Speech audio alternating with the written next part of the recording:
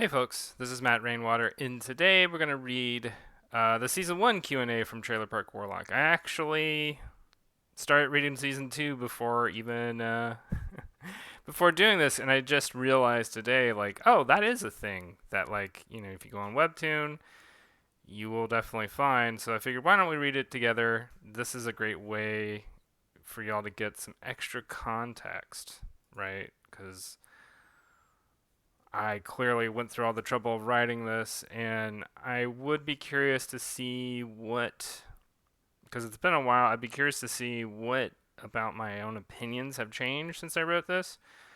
So let's get started here. All right.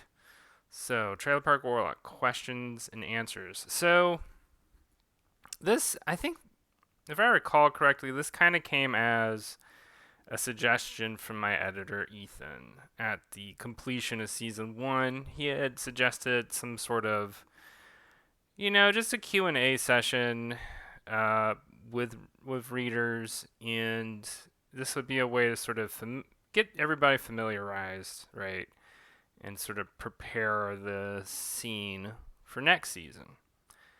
And this is something I've been doing now for 2 seasons. I plan on doing it for season 3. I just like it. I enjoy having that back and forth with readers. I think it's good for relationship building with audience, and it's fun. I don't get paid for it, but it's fun. I'm glad I do it. I'm glad to do it. So anyway, let's start reading it. All right. So here's what I said. Howdy, folks. First and foremost, thanks for all the questions y'all sent. It took me a while to go through them, but I managed to sort them out, and I came up with a total of 17 questions based on what were the most popular topics of interest in the list. So, at the end of episode 18, I had basically in the comments section just said, hey, if y'all have any questions, leave them with me, and I will try and compile all of my favorite questions into this episode. If there are any story or character related answers you don't feel resolved about, they're more than likely going to be addressed in a later episode. Any non story related questions you may still have, feel free to send my way in the comments of this episode. So let's get to it. And so I took all these questions and I organized them into 3 parts. I don't remember what the 3 parts were, but we'll find out very soon. So, part 1, world building. I have a question for you. Roughly how many, and this is a reader question. This is kind of a compilation of reader questions, but I have a question for you. Roughly how many Mancies or types of magic are there that you have thought of? Or is there just one for every aspect of life? And so here's my response. There's a vast body of magical arts in the story. Here's a brief rundown of what I've come up with so far. Equimancy, magic used to transform into a horse or transform others into horses. Contra-equimancy, magic used to transform horses into humans or to reveal equimancers hiding as horses. Which, the implication there is contra-equimancy is what Jake used in the very first episode. Alchemancy, magic used for a variety of curses, hexes, and enchantments imbued into beverages, not just alcohol. Spells tend to ferment faster in alcohol, which is why bars are hardest hit by errant spells. Which I would like to do more with alchemancy in the future. I haven't really done enough with it. Xenomancy, magic used to create the illusion of extraterrestrial presence. Xenology, magic used to manifest extraterrestrial technology. So further give context on the events in, that past episode. I don't remember what number episodes those were, where Darla gets abducted by the cab roaches. Arithmalurgy, magic used to do your math homework or accounting. Autolurgy, magic used to fix carbon-fueled automobiles. Specifically, carbon-fueled automobiles. Because, and I think we're going to talk about this a little later on in this episode. We might not. I'm not sure. But because this story takes place in the late 1990s, so between 97 in the year 2000. We might start we might start in the year. We might start talking about the year 2000 in season 4. By the way, we'll see. Um. Anyway, what is it saying? Yeah, because it's only carbon fueled vehicles. They'll have to make a whole other kind of magic for electric vehicles. Or I guess you could put that under vehicle-mancy. Magic used to fix all forms of transportation or transform an inert object, like, say, a pumpkin, into a vehicle, perhaps a carriage. Although you'll have to dip into echomancy to get your horses. See what I did there? Taxomancy. Magic used to evade the IRS. Taxolergy. Magic the IRS uses to collect taxes. Tropomancy. Magic used to change the weather. So, I just kind of added these. They don't show up at all, and may never. Well, I guess Taxomancy might have showed up in season 2. There's a scene that I can think about when Bev visits her accountant. Arcanomancy. An entire body of knowledge of ancient spells that can't fit into the neat categories of the Mancers Union because their functions and properties lie outside of normal business operation. So I say Arcanomancy.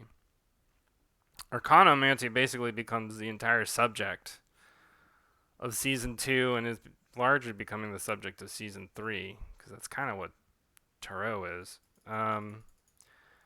Arcanomancy is more likely to be studied and researched by graduate students with liberal arts degrees or underfunded archaeologists. The spell Jake used to fix the moon would fall under this category.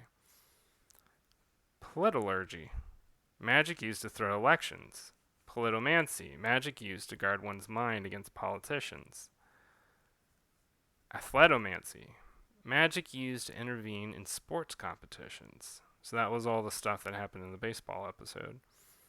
And the list goes on. There isn't necessarily a magic for every aspect of life. For instance, there is no longer magic for household chores, after it is regularly abused by apprentices trying to dodge their mopping duties.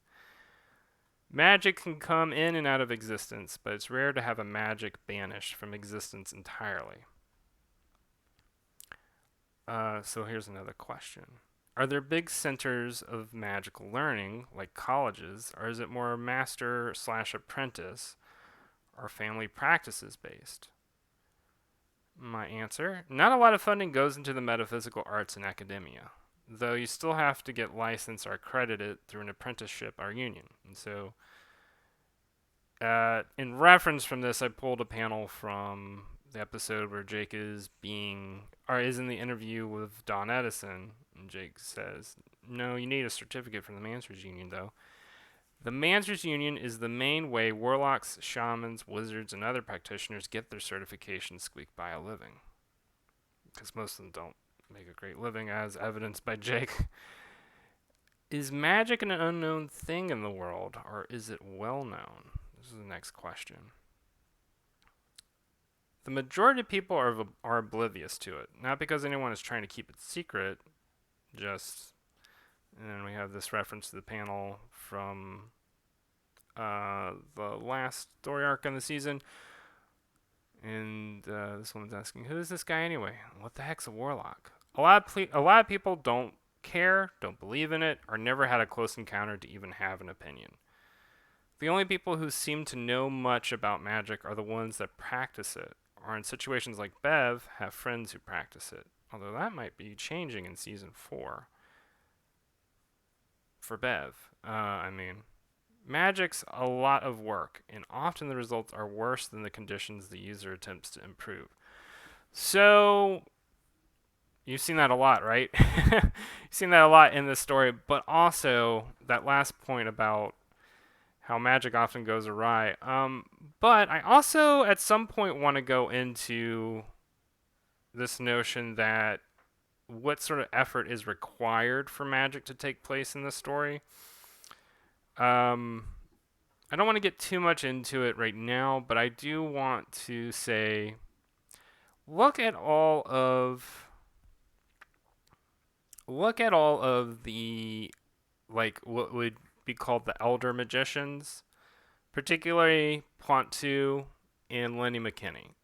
Um, they both have had issues with they both had issues with substances. Jake has issues with substances, as in sometimes he drinks a lot. Um, there's a certain implication I'm trying to make there, and I'll let you put the rest of that together yourself. So here's another question: do all umpires know magic, or was it just that one? So they're referring to the baseball episode. And my response is one moment. Okay. Not all umpires are trained to deal with magical intervention in a baseball game, but the good ones are. And the really good ones can prevent magical shenanigans from happening altogether with giant inscrutable domes of impenetrability. So imagine. I mean, you'd think they would find more umpires, right? But who can do that? But they're hard to find. High skilled umpires are hard to find. Question: how do you get ideas for different spells, sigils used in the comic? Do you make them up yourself, or do they come from somewhere? So my response is the spells themselves, like what they do, I make up completely. The absurdist spirit behind the spells is inspired by books like Terry Pratchett's Discworld series, or some of the more whimsical elements of the Harry Potter series. It's true. It's actually the only thing I really liked about Harry Potter was like the really whimsical, wacky magic in it. I thought that stuff was fun. The rest of the story was really freaking boring to me. But the idea behind sigils and how spells are inscribed, I pulled from a lot of different practices that can be found in Hermetic traditions existing in the real world. And that is, for instance, the Seal of Solomon, a starting point for designing Jake's stamp sigil, is one of the most widely used sigils in Western mysticism. Yeah, and the Seal of Solomon uses a six-ray star. I just use like a basic pinnacle for Jake's sigil, and then added a bunch of stuff. Syncretic organizations of magic as practiced by disciples of Thelma. Syncretic meaning that, by the way, syncretic means that it organizes a bunch of different ideas and traditions. And maybe I say this already in here. Syncretic organizations of magic as practiced by disciples of Thelema, sometimes also recognized as the Ordo Templi Orientis, OTO, also incorporate sigils into their practice in combination with a variety of methods, ancient, modern, Eastern, and Western. Oh yeah, so Thelma is a big influence on the humor and magic in this story, as its body of practice is extended from a pragmatic approach to magical rite and ritual. If it doesn't work, throw it out. If it does work, look further into it. You figure out what that means for yourself. Excuse me. Which further commenting on that, I I am not a Thelemite, but if there was an organization around, I might attend it sometimes to see what people are talking about. It's the thing that I like most about that kind of esoteric tradition is it's very oriented to each individual figures out for themselves what's working in their life, whether or not it's they're attempting to recover from addiction or trauma, or they're just literally trying to summon some sort of entity. You figure that out for yourself. I'm a little bit more interested in one thing over the other, but one of my personal primers for coming up with sigils was an essay the comics writer Grant Morrison wrote decades ago called Pop Magic, which you can easily find a PDF of if you Google Grant Morrison how to make sigils. I'd still recommend that if that's something that interests you. He is a self-avowed chaos magician, so he has his own methodology in activating sigils if that's something you're into. I find all this stuff fascinating, and I regularly research it and read other authors who research it. Trailer Park Warlock was born out of that fascination because magic opens up a great place for absurd humor, as it's ultimately stuff we make up as we go along, and sometimes, for some reason, something sticks. Yeah, I don't. Another writer, and one I often like to gush about, who goes into topics of the occult and esoterica, would be Robert Anton Wilson. He's somebody who has definitely had the try everything and see what sticks mentality, and that's something that I personally. It's kind of a personal life devotion as an artist because I think that's a great way to find new stuff. Be willing to experiment and take chances and be wrong and look like a fool because at some point, interesting things happen in the middle of all that. Part 2, Jake and the Gang. Is there anything important about the choker Jake wears? Well, I'll just say we're going to find out in season 2, and this is what I say. Yes, there is. And that choker will be the main topic of 10 or more episodes in season 2. Well, it turns out to be more like 20 episodes, but what did I know? I don't want to give away any more than that. So next question. So is Jake actually from Colorado like I joked about before? His golem wrecked Denver and they are able to get to it pretty fast. He's done radio shows in the Rocky Mountains and it just looks a lot like the Eastern Colorado Rockies. Not to mention his favorite team is the Rock Slides. Sounds a lot like the Colorado Rockies to me.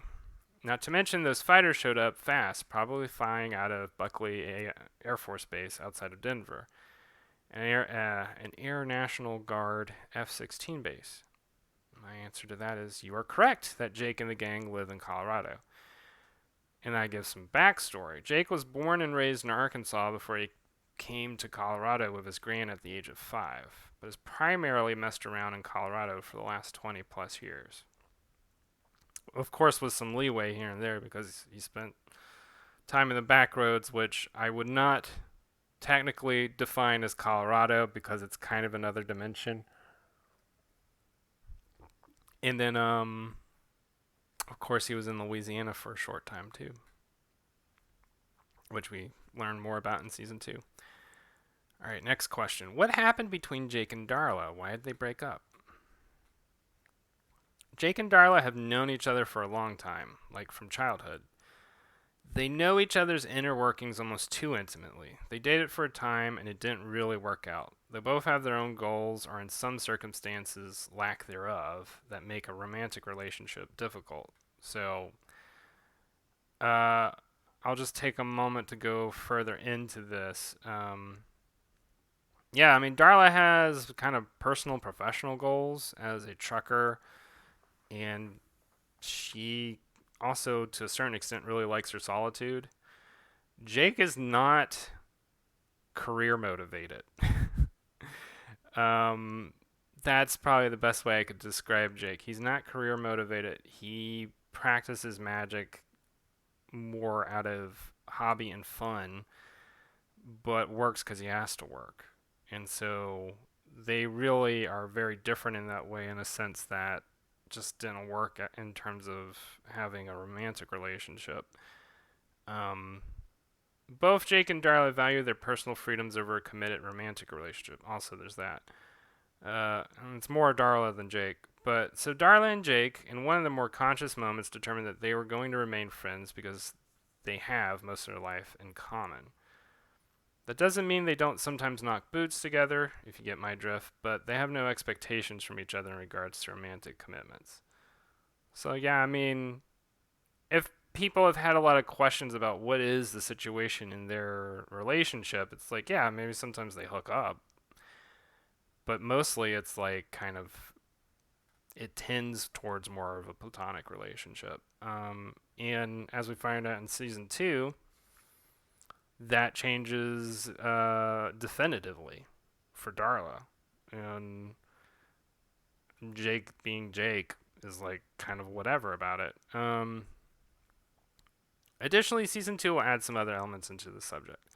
So anyway, I'll go over I feel like I should go over this one more time because this is a question that still sometimes comes up for a lot of people. I mean, so first and foremost, Jake and Darla. I keep wanting to say Jake and Darla. Jake and Darla grew up together as kids, so like they know each other super well. And yeah, they dated at some point, like in high school and a little bit afterward, and kind of off and on. But it's just the two of them just never really match up romantically. Um, and it's never really covered. It's never covered in season one. And Darla talks about it a little bit in season two. And I'm thinking in season four I want to cover it more definitively because it still manages to be a question that hangs on a lot of people's minds. So I kind of want to just do something to address it with finality and so that everybody can move on, right? All right, so here we go. Next question. What is Darla classified as? I mean that class-wise, not species-wise. Darla isn't a warlock or a witch. She's a dabbler in magic and primarily a trucker, but she learns a lot on the road in between hauls and in her spare time at stops. Darla has to keep her practice under the radar because practicing without certification can get you a heavy fine. So that's the other thing about the Mancers Union, right? Is like you're not supposed to be practicing magic without certification from the Mancers Union. Can we see what Grandma Baker looked like when she was alive and kicking? And then I said, one day you certainly will, but not in season two. I was wrong.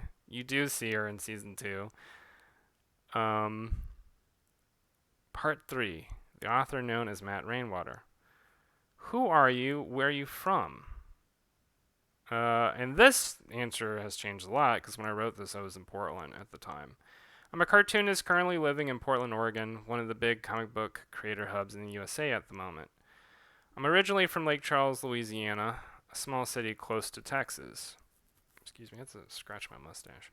I spent most of my life living in the southern U.S. and will probably live another large swath of time there in the future, which turned out to be true because shortly after writing this, I moved back to Louisiana.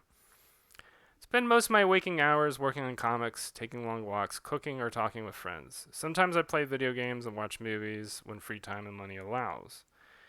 Before Trailer Park Warlock, I worked on several other comics like the sprawling rock and roll adventure comic Garage Raja, the surrealist psychedelic trip that is BATMONSTER, which I'm still working on BATMONSTER today. And I've colored comics for the Plants vs. Zombies series put out by Dark Horse Comics. And then somebody asked for a face reveal. This was me in 2019? Yeah. I had a pretty burly beard at the time. And the burly beard comes and goes. And somebody asked, are you a warlock in real life? And my answer to that is, I am not. I would qualify myself as a dabbler. I practice a couple of different rites and rituals as part of connecting my mind with the world. I'm always learning more about occult/esoteric practices, whether it's the Hermetic traditions or the mystical practices of other regions. So, more specifically, I'd say I do practice a lot of meditation. I do practice a rite called the lesser banishing ritual of the pentagram.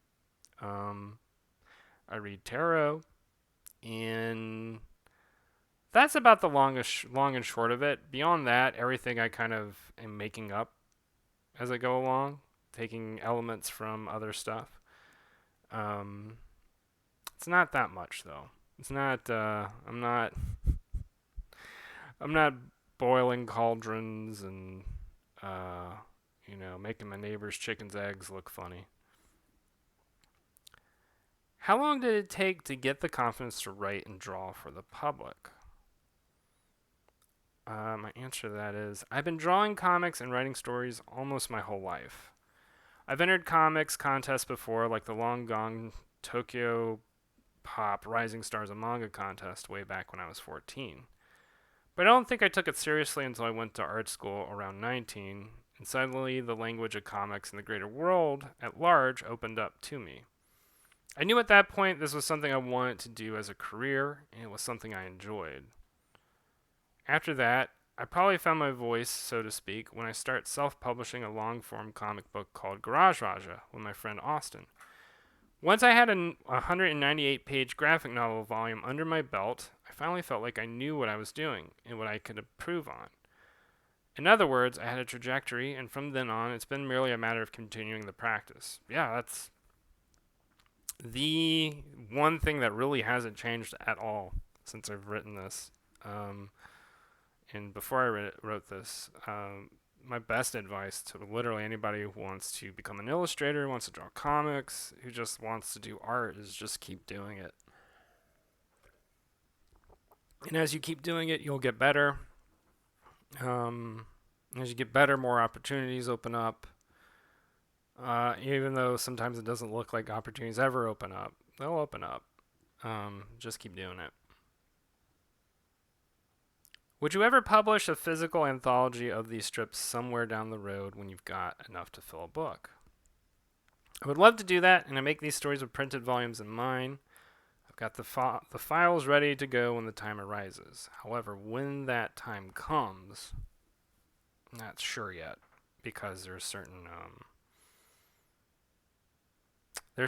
legalities having to deal with Webtoon and stuff that I still have to figure out. So, but one day, I would really like to do that.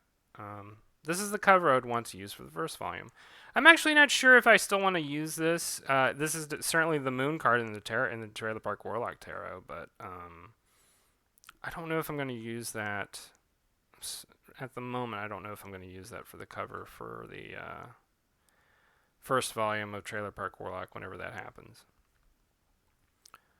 Do you think there are warlocks out there / anyone can be one? I guess the question they're asking is, are warlocks real? This is the best answer I could come up with.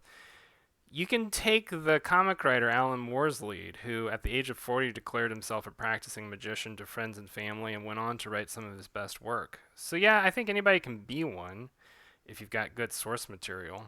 Whether you'll be turning your neighbors into horses or cursing your mare's hens that lay polka dot eggs, that part I can't say anything about. I actually went out of my way and drew that picture specifically for this Q&A episode, just for the fun of it. Do you believe in ghosts or the paranormal? I do, because I've seen one with my own eyes, but barely anyone believes me. Have you seen one? And anyone please answer this. I want to know if it is really just me. And my answer to this question was, I've never witnessed a ghost myself. I will say I've experienced a couple of things that go outside my definitions of normal reality. Weird synchronicities, ball lightning, and what may or may not have just been straight up hallucinations. If anybody has their own experiences to report, feel free to leave them in the comments of this episode. I'm curious to read what others have experienced in their life, whether that's ghosts, extraterrestrials, or just the manifestations of the inscrutable infinite. And so I would just say it's definitely worth checking out the comments section for this season 1 Q&A episode, because there are a whole lot of responses to that. There's at least I feel like there's at least 200 responses in which people were talking about their personal paranormal experiences. And that was really revealing to me, because I thought that was a little less common. Or maybe it's just the audience that I have. It's very common for them. But anyway,